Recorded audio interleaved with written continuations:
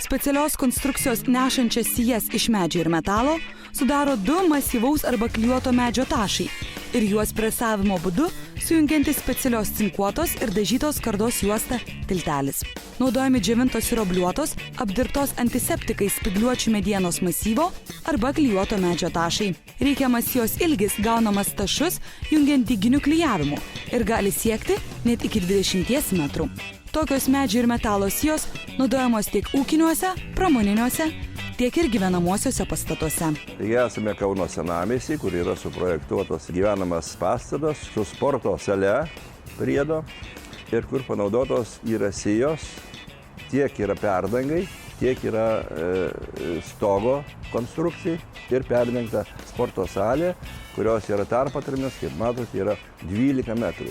Visa šita konstrukcija sumontuota rankiniu būdu, nenaudojant jokių mechanizmų. Esant didesniai apkrovai, sijos gaminamos su dvigubu tilteliu. Tiltelio viršuje ir apačioje esantys dantukai tvirtai įsikabina į medieną ir leidžia vienoje konstrukcijoje suderinti medžio ir metalo privalumus.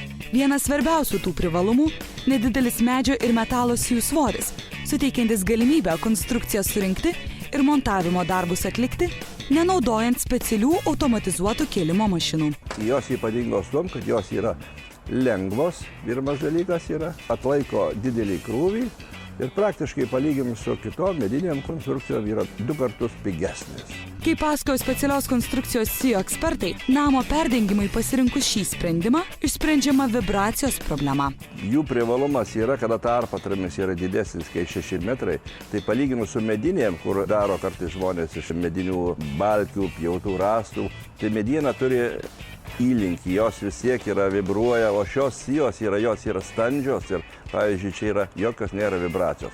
Tai čia yra labai didelis privalumas, kadangi jos gaminamos su išankstiniu įtempimu ir tada, pavyzdžiui, jeigu yra patalpos, jos neduoda jokios vibracijos. Dažnas girdėjęs posakį – paprastume slypi genialumas. Šiuo principu vadovautasi ir kuriančių medžio ir metalo sijų sprendimą, tinkama kiekvienam. Žmogui visą laiką patarėme, išdėstom pagal kaip, kiek jos turi išdėstyti, visus darom patarimus. Čia yra labai paprasta konstrukcija, kad jam kiekvienas eilinis žmogus galės laisvai susimontuoti be jokio vargo ir be jokių kažkokių sudėtingų brėžinių ar ten skaičiavimų. Dar jų privalumas yra vienas tas, kad jos, pavyzdžiui, labai galima naudoti apšildint, tarp jų apsišildo, reiškia, stogas yra.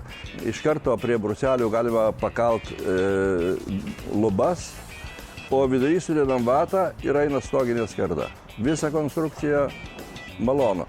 Taip pat galima visas kanalizacijas, elektros laidus pravert, yra specialios angos paliekamos, jokių problemų nėra. Viskas įspręsta yra.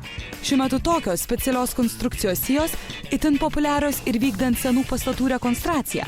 Pastatų, kuriuose naudotos medinės perdangos, jau paseno. Puikus pavyzdys – rekonstruojami Kauno senamiesčio gyvenamieji namai.